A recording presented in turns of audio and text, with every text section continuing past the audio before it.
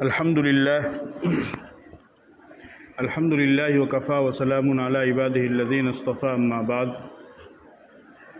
أعوذ بالله من الشيطان الرجيم بسم الله الرحمن الرحيم إنا نحن نزلنا الذكر وإنا له لحافظون صدق الله العظيم۔ باغوں والی کے میرے محترم بزرگوں اور دوستوں، معزز نوجوانوں، اسلامی بھائیوں، میں نے آپ حضرات کے سامنے قرآن کریم کی ایک آیت تلاوت کی ہے، 14ویں پارے کی آیت سورۃ الحجر کی۔ اس آیت کریمہ میں اللہ رب العزت نے اپنے ایک خاص مضبوط حفاظتی نظام کو بیان فرمایا ہے۔ اللہ پاک نے نبی پاک صلی اللہ علیہ وسلم کے زمانے سے لے کر اب تک اور قیامت تک کے لیے ایک مضبوط نظام اللہ نے چلایا ہے اور قیامت تک چلائے گا، اس نظام کو بیان فرمایا ہے۔ فرمایا انا نحن نزلنا الذکر وانا له لحافظون، ہم نے قرآن کو نازل کیا اور ہم ہی اس کی حفاظت کرنے والے ہیں۔ ہر مسلمان اس بات کو اچھی طریقے سے جانتا ہے، واقف ہے کہ قرآن کریم یہ اللہ رب العزت کی پاکیزہ کتاب ہے، مقدس کلام ہے، جس کے بارے میں اللہ نے فرمایا ذالک الکتاب لا ریب فیہ، کہ یہ قرآن کریم ایک ایسی کتاب ہے جس میں ذرہ برابر بھی شک و شبہ نہیں، غلطی کی کوئی گنجائش نہیں۔ اپنی اس پاکیزہ کتاب قرآن کریم کے بارے میں اللہ نے اپنی اس پاکیزہ کتاب قرآن کریم میں فرمایا کہ ہم نے ہی قرآن کریم کو نازل کیا ہے اور ہم ہی قرآن کی حفاظت کرنے والے ہیں۔ اور آپ حضرات اچھی طریقے سے جانتے ہیں کہ جس چیز کی حفاظت کی ذمہ داری اللہ پاک لیتے ہیں تو پھر ساری دنیا مل کر کے بھی اس کو نقصان نہیں پہنچا سکتی ہے۔ اگر اللہ بچانا چاہے اور دنیا مارنا چاہے تو ہوتا وہی ہے جو اللہ کا فیصلہ ہوتا ہے۔ اگر اللہ کسی چیز کو باقی رکھنا چاہے، دنیا اس کو ختم کرنا چاہے تو وہ چیز باقی رہتی ہے، چاہے ساری کائنات اکٹھی کیوں نہ ہو جائے۔ اب یہ بات طے ہو گئی کہ جب اللہ نے قرآن کریم کی حفاظت کی ذمہ داری لی ہے تو ہر مسلمان کا اس بات پر پختہ عقیدہ ہے، یقین ہے، ایمان ہے کہ قرآن کی حفاظت کی ذمہ داری اللہ نے لی ہے تو اللہ قیامت تک اس کی حفاظت کروائے گا، کرے گا، اس میں تو کوئی شک شبہ نہیں ہے، کیونکہ حفاظت کی ذمہ داری اللہ نے خود لی ہے، انسانوں پر نہیں ڈالی ہے۔ لیکن یہاں پر مجھے اور آپ کو ایک چیز کو سمجھنے کی ضرورت ہے۔ ایک سوال پیدا ہوتا ہے، وہ سوال یہ ہے کہ آخر اللہ پاک اس قرآن کریم کی حفاظت کس طریقے سے کروائیں گے؟ یہ تو طے ہے کہ قرآن کریم کی حفاظت اب تک ہوئی اور قیامت تک ہوگی، لیکن سوال یہ ہے کہ آخر طریقہ کیا ہوگا، کس طریقے سے اللہ پاک قرآن کریم کی حفاظت کروائیں گے؟ کیا اللہ پاک خود آسمان سے اتر کر کے زمین پر آئیں گے، یا اللہ پاک فرشتوں کو اتار کر کے زمین پر بھیجیں گے، یا جنات آئیں گے قرآن کریم کی حفاظت کے لیے، یا زمین سے کوئی دوسری تیسری مخلوق نکل کر کے آئے گی قرآن کی حفاظت کے لیے؟ آخر اللہ پاک نے جو اب تک 1444 سال پیغمبر کو دنیا سے گئے ہوئے گزر گئے ہیں، اب تک قرآن کریم کی حفاظت کروائی ہے اور قیامت تک کرواتا رہے گا، تو اس کا طریقہ کیا ہوگا؟ جواب یہ ہے کہ ان میں سے کچھ بھی نہیں ہوگا۔ نہ اللہ پاک آسمان سے اتر کر کے آئیں گے، نہ فرشتوں کو بھیجیں گے، نہ جنات آئیں گے، نہ کوئی دوسری تیسری مخلوق پہاڑ میں سے زمین میں سے نکل کر کے آئے گی، بلکہ اللہ پاک مسلمانوں کے ذریعے سے ہی قرآن کریم کی حفاظت قیامت تک کرواتے رہیں گے۔ اس کا طریقہ یہ ہوگا کہ باپ کے دل میں قرآن کی عظمت، قرآن کی محبت پیدا ہوگی تو وہ اپنے بیٹے کو قرآن پڑھائے گا، ماں کے دل میں قرآن کی عظمت، قرآن کی محبت پیدا ہوگی تو وہ اپنی بیٹی کو قرآن پڑھائے گی، دادا کے دل میں قرآن کی عظمت پیدا ہوگی، وہ اپنے پوتے کو قرآن پڑھائے گا۔ نانا کے دل میں قرآن کی عظمت پیدا ہوگی، وہ اپنے نواسے کو، دوتے کو قرآن پڑھائے گا۔ بھائی کے دل میں قرآن کی عظمت ہوگی تو وہ اپنے چھوٹے بھائی کو قرآن پڑھائے گا، اور بہن کے دل میں قرآن کی عظمت پیدا ہوگی، وہ اپنی چھوٹی بہن کو قرآن پڑھائے گی۔ اس طریقے سے اللہ پاک مسلمان کے دل میں اپنی پاکیزہ کتاب قرآن کریم کی عظمت، قرآن کریم کی اہمیت، قرآن کریم کی محبت کو پیدا فرمائیں گے، اور وہ مسلمان اس محبت کے نتیجے میں خود بھی قرآن پڑھے گا اور اپنے بچوں کو بھی قرآن پڑھائے گا۔ اس طریقے سے قرآن کریم کی وہ تعلیم کو سیکھنے والے بھی بنیں گے، اور دوسری طرف اللہ نے جو قرآن کی حفاظت کا وعدہ کیا ہے وہ اللہ کی حفاظت کا وعدہ بھی پورا ہوتا رہے گا۔ اب خوش نصیب ہوں گے وہ لوگ کہ جو قرآن کریم کی حفاظت کے اندر لگ جائے۔ حدیث پاک کے اندر آتا ہے، نبی پاک صلی اللہ علیہ وسلم نے ارشاد فرمایا، خیرکم من تعلم القرآن وعلمہ، تم میں سب سے بہترین انسان وہ ہے کہ جو قرآن کریم کو سیکھے اور دوسروں کو سکھائے، جو خود بھی قرآن پڑھے اور دوسرے لوگوں کو قرآن پڑھائے۔ آپ نے فرمایا کہ یہ تم میں سب سے بہترین انسان ہے۔ فرمایا حدیث پاک کے اندر آتا ہے اللہ کے نبی صلی اللہ علیہ وسلم نے کہ جس نے اپنے ماں باپ جس کے ماں باپ نے اپنے بچوں کو قرآن پڑھایا، من قرأ القرآن وعمل بما فيه البس اللہ تعالی والدیہ تاجا یوم القیامہ ضوءه احسن من ضوء الشمس فی بیوت الدنیا فما ظنکم بالذی عمل بہذا۔ فرمایا کہ جس انسان نے قرآن کریم کو پڑھا اور اس پر عمل کیا تو قیامت کے دن اللہ پاک اس کے ماں باپ کو ایسا روشن تاج پہنائیں گے کہ اس کی روشنی سورج سے بھی زیادہ ہوگی۔ جب رات آتی ہے تو رات کے اندھیرے کو دور کرنے کے لیے پہلے تارے آتے ہیں، لیکن تارے کی روشنی اتنی نہیں ہوتی کہ رات کے اندھیرے کو ختم کر دے۔ پھر رات کے اندھیرے کو دور کرنے کے لیے تھوڑی دیر کے بعد میں چاند آتا ہے، لیکن چاند کی روشنی بھی اتنی نہیں ہوتی کہ وہ رات کے اندھیرے کو دور کر دے۔ پھر صبح کے وقت میں سورج نکلتا ہے، سورج کے نکلنے کے بعد رات کا اندھیرا مکمل طور پہ ختم ہو جاتا ہے، اور باریک سے باریک سوئی اور چیز بھی اگر رکھی ہو تو انسان کو نظر آتا ہے۔ اس سے معلوم ہوا کہ سب سے زیادہ جو روشنی ہے وہ سورج کے اندر ہے، لیکن اللہ کے نبی نے فرمایا کہ جو انسان قرآن کو پڑھے گا اس کے ماں باپ کو اللہ پاک ایسا تاج پہنائیں گے اس کی روشنی سورج سے بھی زیادہ ہوگی۔ تو آپ اندازہ کیے کہ جس نے خود قرآن کریم کو پڑھا، اس پر عمل کیا، حافظ قرآن بڑھا، اس کا کتنا بڑا مقام ہوگا۔ اسی طریقے سے آپ علیہ السلام نے ایک حدیث میں ارشاد فرمایا کہ من قرأ القرآن فاستظہرہ فأحل حلالہ وحرم حرامہ ادخلہ اللہ الجنة البتۃ وشفعہ فی عشرۃ من اہل بیتہ کلہم قد وجبت لہم النار۔ فرمایا کہ جس نے قرآن کو پڑھا، اس کے حلال کو حلال جانا، اس کے حرام کو حرام جانا، اور قرآن کریم پر عمل کیا، تو 10 ایسے آدمی قیامت کے دن کہ جن کے اوپر جہنم واجب ہو چکی ہے اور اللہ کی طرف سے فیصلہ ہو چکا ہے کہ اب ان کو جہنم کے اندر جانا ہے، تو ایک حافظ قرآن اپنے خاندان کے 10 آدمیوں کی سفارش کرا کے اپنے ساتھ جنت میں لے کر کے چلا جائے گا۔ ایک حافظ قرآن، یہ کوئی معمولی بات نہیں ہے، یہ معمولی بات نہیں، یہ بہت بڑی بات ہے۔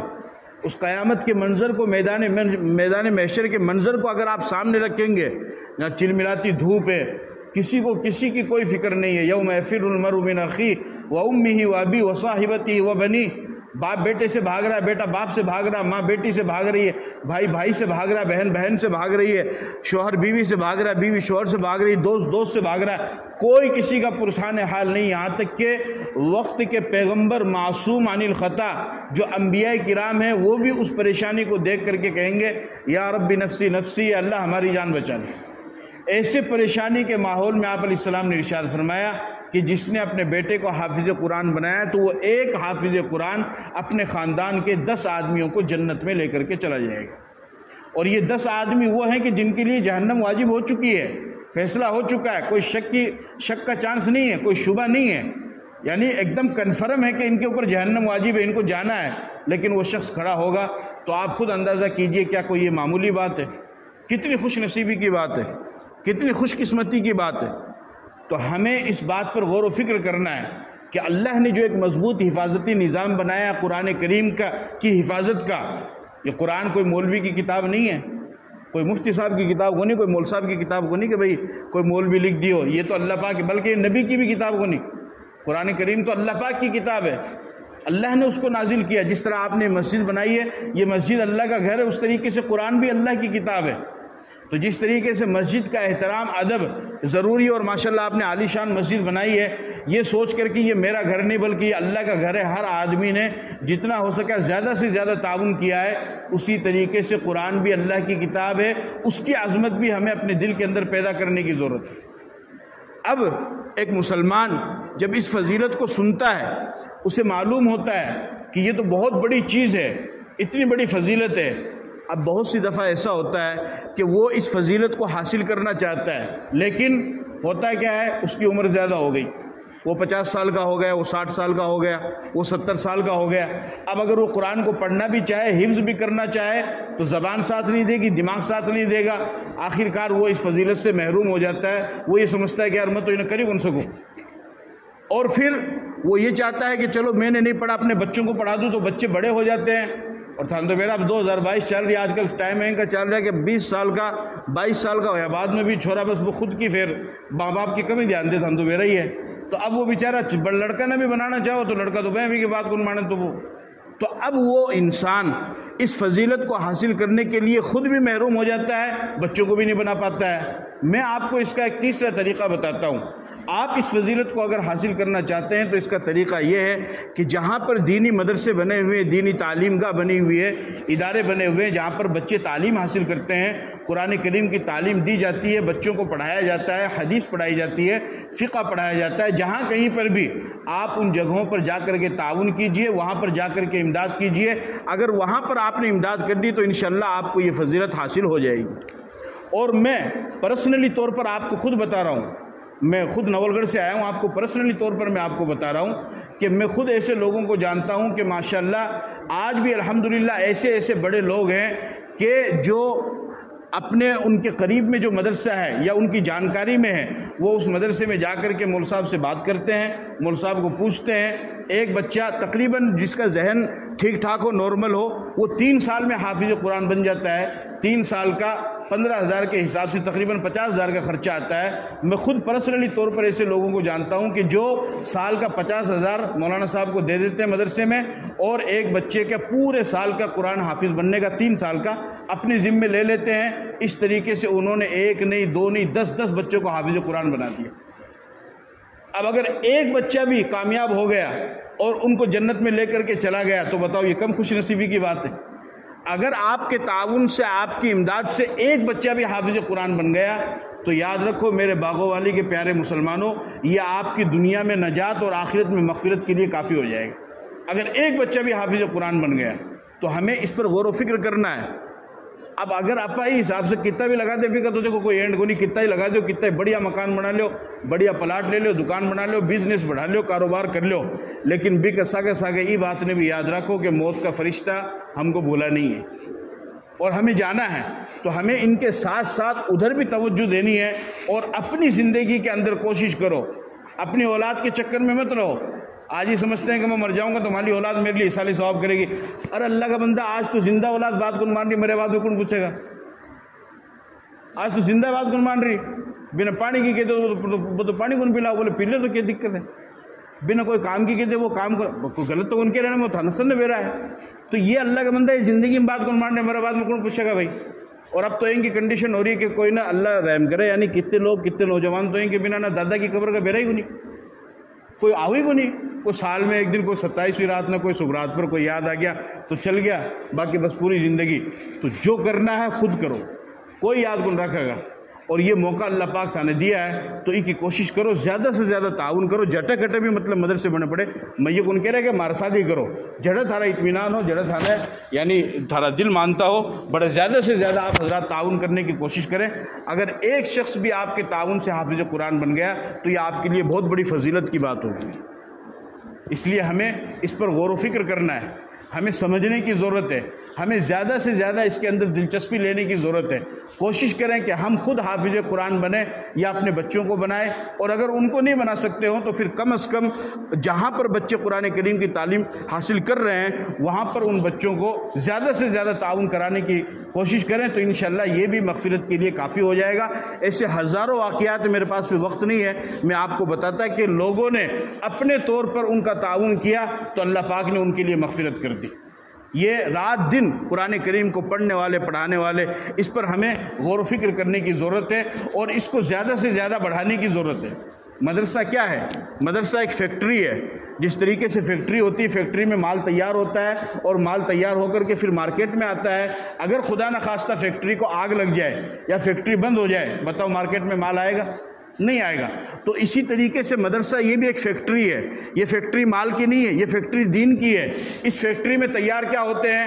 مؤذن تیار ہوتے ہیں۔ مدرسے کی فیکٹری میں اذان دینے والا تیار ہوتا ہے، وہ 10-15 سال سیکھتا ہے، تعلیم حاصل کرتا ہے، پڑھائی کرتا ہے، پھر آپ کی مسجد میں آ کر کے اذان دیتا ہے۔ مدرسے کی فیکٹری میں مؤذن تیار ہوتا ہے۔ مدرسے کی فیکٹری میں امام تیار ہوتا ہے جو 5 وقت آپ کو نماز پڑھاتا ہے۔ مدرسے کی فیکٹری میں آپ کو بچوں کو تعلیم دینے والا تیار ہوتا ہے۔ مدرسے کی فیکٹری میں آپ کے نوجوانوں کا نکاح پڑھانے والا تیار ہوتا ہے۔ مدرسے کی فیکٹری میں آپ کے بچوں کو کلمہ سکھانے والا تیار ہوتا ہے۔ مدرسے کی فیکٹری میں آپ کے بوڑھوں کا اور مردوں کا جنازہ پڑھانے والا تیار ہوتا ہے۔ اگر خدا نخواستہ یہ فیکٹری بند ہو گئی، اللہ نہ کرے، اگر خدا نخواستہ ایک فیکٹری بند ہو گئی اور یہ مدرسے ختم ہو گئے، تو یاد رکھو مسلمانوں، پھر نہ تو اذان پڑھنے والا ملے گا، نہ جنازہ پڑھانے والا ملے گا، نہ نماز پڑھانے والا ملے گا، نہ کلمہ سکھانے والا ملے گا، نہ آخرت کے بارے میں بتانے والا ملے گا، نہ قبر کے بارے میں بتانے والا ملے گا، نہ ایصال ثواب کے بارے میں بتانے والا ملے گا۔ اور اللہ نہ کرے ایسا وقت بھی آ سکتا ہے، خدا نہ کرے ایسا وقت بھی آ سکتا ہے کہ ہمیں کہیں بغیر جنازے کے اپنے مردوں کو نہ دفن کرنا پڑے۔ اور یہ آیا ہے، ابھی 2 سال پہلے کورونا لاک ڈاؤن کا ٹائم آیا، ہم سب حضرات جانتے ہیں، ہزاروں کی تعداد میں ایسے مسلمان تھے، اللہ معاف کرے، کہ وہاں پر کوئی امام نہیں تھا یا مسجد نہیں تھی اور کوئی پہنچ بھی نہیں سکتا تھا کیونکہ سارے راستے بند تھے، سب کو اپنے گھروں میں رہنے کا حکم تھا۔ تو کئی مسلمان بہت بڑی تعداد میں ایسے ہمارے پاس میں خبر آئی ہے کہ وہ بغیر جنازے کے وہ دفنا دیے گئے۔ آپ بتاؤ اس سے زیادہ بدنصیبی کی بات کیا ہو سکتی ہے؟ تو ہمیں اس پر غور و فکر کرنے کی ضرورت ہے، سمجھ رہے ہو میرے بھائی؟ اس پر مانے دھیان دینا ہے۔ آج جو مول صاحب ہے، دیکھو یہ 2022 ہے، اب اگر 2022 میں آپ یہ چاہوں کہ اللہ کے نبی کا زمانہ کا بینک کا مول صاحب ابو بکر صدیق اور عمر فاروق آ رہا جیسا چاہے تو یار وہ کیا ہوگا بھائی؟ 1444 سال کا زمانہ بھی تو نکل گیا۔ تو اگر آپ بھی ٹائم کا ایمان اور بھی ٹائم جیسا آدمی چاہواں تو وہ تو ظاہر سی بات ہے، پھر آپ بھی تو کوئی نہیں نا۔ اگر کوئی نہ فرشتہ چاہے تو اگر من فرشتہ چاہے تو من انسان تو بننا پڑے گا نا۔ اگر میں یہ چاہوں کہ سامنے دودھ کا دھلیڑا تو میں پانی سے تو دھوکا ہوں، اب میں تو پانی سے بھی دھلیڑا کو نہیں، سامنا من چاہے دودھ کا دھلیڑا۔ لیکن یاد رکھو میرے پیارے مسلمانوں، جسے کسے بھی ہے، یہ امام صاحب یہی مول صاحب تھانہ تعلیم دے گے، تھانہ نماز پڑھاؤ گے، تھانہ دین سکھانے کے لیے فرشتہ آسمان سے کو نہیں آؤ گا، یہ یاد رکھو۔ نہ کوئی نبی آؤ گا، نبی کا سلسلہ بھی بند، فرشتہ کا سلسلہ بھی بند، جو کچھ ہے یہ بھی یہی ہے بس۔ اور اللہ نہ کرے اگر میں ہی نہ کی ناقدری کروں گا، نہیں دھیان دوں گے تو اللہ نہ کرے آنا رہا ٹائم میں پھر میں شاید اس سے بھی محروم ہو جاؤں۔ تو میں ہماری نسل کے لیے، اپنے بچہ کے لیے کوئی این کا کام نہیں کرا کہ خدا نخواستہ بے بھی دینی تعلیم سے دور ہوئے۔ تو جو بھی علماء کرام ہے، مسجد کے امام ہیں یا مؤذن ہیں یا جٹھے بھی مدرسے ہیں، جو کچھ بھی اللہ پاک تھانے دیا ہے بھی میں زیادہ سے زیادہ تھے تعاون کرنے کی کوشش کرو، تو انشاءاللہ وہ تھارے لیے دنیا میں بھی ذریعہ بنے گا اور آخرت میں بھی ذریعہ بنے گا۔ اب آخری بات میں کہ آپ کی بات ختم کروں کیونکہ ٹائم بھی ہونا رہا ہے، کہ صاحب حیثیت جو مسلمان ہوتا ہے اس کے اوپر اللہ نے زکوٰۃ کو واجب کیا ہے۔ تو زکوٰۃ تو اس کو 2.5% دینی ہے۔ جتنا اس کے پاس مال ہے، جس پہ سال گزر گیا ہے، وہ پورے سال استعمال میں نہیں آیا وہ مال، تو جو استعمال میں آ رہا ہے اس پہ تو زکوٰۃ نہیں ہے، جو استعمال میں نہیں آیا اس میں 2.5% کے حساب سے زکوٰۃ ہے، اور وہ فرض ہے جس طریقے سے نماز فرض ہے۔ اس کے علاوہ صدقات ہے۔ تو ماشاءاللہ آج بھی مسلمانوں کی ایک بہت بڑی تعداد وہ پابندی سے زکوٰۃ بھی نکالتی ہے اور صدقات بھی نکالتی ہے اور امداد بھی کرتی ہے، جن کو اللہ پاک نے 5 پیسہ دیا وہ اپنے طور پہ امداد کرتے ہیں۔ لیکن ہم لوگ ایک بہت بڑی غلطی کرتے ہیں، اس کو آپ سمجھ لو اور اس کو دھیان میں رکھو، وہ یہ کہ ہم لوگ زکوٰۃ اور صدقہ کا پیسہ بہت سارے مانگنے والے آتے ہیں ان کو دے دیتے ہیں، اب وہ پیشہ ور فقیر ہوتے ہیں۔ اگر کوئی واقعتاً ضرورت مند ہے، سب سے پہلے تو آپ کے محلہ میں دیکھو کہ کون کوئی یتیم بچہ ہے، بھی کی اسکول کی فیس دینی ہے، بنا بچہ نے تعلیم دلانی ہے، کوئی بیوہ ہے، بھی کی گھر میں ضرورت کے لیے کچھ دینا ہے، یا اس حساب سے کوئی عورت ہے، کوئی بچی ہے، بھی کا باپ بیچارہ ریڈی چلا ہوا یا مزدوری کرے، چیجا بھاٹا بجاوا، بھی آپ کی بچی کی شادی کے لیے انتظام کو نہیں تو چپکے سے بھی کے لیے انتظام کرنا ہے۔ تو سب سے پہلے تو آپ کے محلہ میں نظر گیرو، اور بٹھا اگر کوئی ضرورت مند ہے تو سب سے پہلے تو بٹھا تعاون کرو، بھی کا سب سے زیادہ ثواب ہے، صدقہ دینے کا بھی اور محلہ کا اور رشتہ دارہ کے ساتھ صلہ رحمی کرنے کا ڈبل ثواب ہے۔ اور بی کے علاوہ اگر زکوٰۃ اور صدقہ کا کچھ بھی پیسہ تھن دینا ہے تو آنکھ بند کر کے صرف مدرسہ میں دیو. یہ لیے کہ مدرسہ میں دینے کا مطلب یہ ہے کہ تھارا پیسہ سے بچے تعلیم حاصل کرے گے, دوسرا کوئی کام کو نہیں ہوگا. اب یہ جو ہے ابھی نہ کہ بیرا کو نہیں پڑا, نہ شام کا بیرا نہ صبح کا بیرا, ان نے پیسہ لیے اور بن وہ بوتل چڑھا لی, ان نے پیسے لیے بن ہوٹل میں چل گئے. اور کئی تو ان کی خبر آئی کہ کئی کا یہ بھی بیرا کو نہیں کہ وہ مسلمان بھی ہے کو نہیں ہے, لیکن ہمارے بیچارے بوڑے باڑے مسلمان وہ قوالی لگا دے بھلائی کر بھلا ہوگا, برائی کر برا ہوگا. اب ہماری جو ماشاءاللہ خواتین عورتیں حضرات ہیں, اے بھائی اللہ ناراض ہو جیسی کیوں تو دیو, اے بھائی اللہ ناراض ہو جیسی تو زکوٰۃ صدقہ کا سگڑا پیسہ دے دے. تھے بتاؤ تھے خود چاہو کہ تھارا حلال پیسہ کوئی دوسرا آدمی شراب پینے کے لیے استعمال کر, بتاؤ تھے چاہو گے؟ تو اس لیے خالی کمانا صحیح فرض کو نہیں, حلال کمانا بھی فرض ہے اور بنا حلال طریقے سے لگانا بھی فرض ہے. صرف کمانا کو نہیں, حلال کمانا بھی فرض ہے اور حلال طریقے سے لگانا بھی فرض ہے. تو جب بھی زکوٰۃ صدقہ دیو, سب سے پہلے تو آپ کو محلے میں دیکھو جو ضرورت مند ہے, جو مانگ نہیں سکے, جو سوال نہیں کر سکے, این کا تعاون کرو, این کا صدقہ کرو, کہ یعنی صرف تھانے بیرا ہو اور اللہ نے بیرا ہو, تیسرے نے بیرا ہی نہیں پڑے. آج کے لیے بھی ایک مصیبت ہے کہ تھوڑا سا صدقہ دیں گے, تھوڑا سا تعاون کریں گے, پہلے میڈیا آ رہا ہے نا, بعد میں اخبار آ رہا ہے نا, اور وہ تھوڑا سا صدقہ. غریب کی مدد بھی کرنی ہے اور غریب کی عزت بھی کرنی ہے. اللہ نے شکایت کی کلا بل لا تکرمون الیتیم, کہ مسلمانوں تم یتیم کی غریب کی عزت نہیں کرتے ہو. غریب کی عزت کیا ہے؟ غریب کی عزت یہ ہے کہ جب اس کی مدد کرو تو پھر چپ چاپ خاموشی سے کرو, کسی کا مت بتاؤ. اگر خدا نہ خواستہ کوئی نوجوان لڑکی وہ آپ سے امداد لینے کے لیے آئی ہے, آپ اس کو 100 روپے کا نوٹ دے رہے ہیں یا 5 کلو آٹے کی تھیلی دے رہے ہیں اور آپ فوٹو کھنچوا رہے ہیں, تو خود ایمانداری سے بتاؤ اگر بی کی جگہ تھاری جوان بیٹی ہوتی اور بنا کوئی 100 روپے کا نوٹ مدد کرتا اور وہ فوٹو کھنچواتا, ہر دل پہ کیا گزرتی؟ تو وہ کوئی کی بیٹی کو نہیں گئے. تو مانوی کی مدد بھی کرنی ہے اور ساتھ میں عزت بھی کرنی ہے, بھی کا خیال رکھنا ہے. تو زکوٰۃ صدقات جو بھی ہے محلے میں دیکھیں, اس کے بعد میں پھر جو بھی مدرسہ جہاں پر آپ کو اطمینان ہو مدد کریں, اور جن کو اللہ نے صاحب حیثیت بنایا ہے, میں نے جو طریقہ بتایا اس کی کوشش کرو. اپنی زندگی میں دنیا سے جانے سے پہلے اگر اللہ نے آپ کو طاقت دی ہے تو کم سے کم 1 2 3 4 5 7 جتنے بھی آپ حافظ بنا سکتے ہو حافظ قرآن بنا دو. انشاءاللہ اگر ایک بھی بن گیا تو دنیا میں برکت اور آخرت میں مغفرت کے لیے کافی ہو جائے گا. اور وہ میدان محشر میں کہے گا کہ اللہ یہ فلاں حاجی صاحب تھے, یہ فلاں بھائی صاحب تھے, ان کے تعاون سے میں نے پڑھا ہے. وہ ہاتھ پکڑے گا آپ کا, اور اس میدان محشر میں جہاں کوئی ساتھ نہیں دینے والا ہے, آپ کا ہاتھ پکڑ کے آپ کو جنت میں لے کے چلا جائے گا. اس سے زیادہ خوش نصیبی کی بات کوئی نہیں ہو سکتی ہے. وآخر دعوانا الحمدللہ رب العالمین.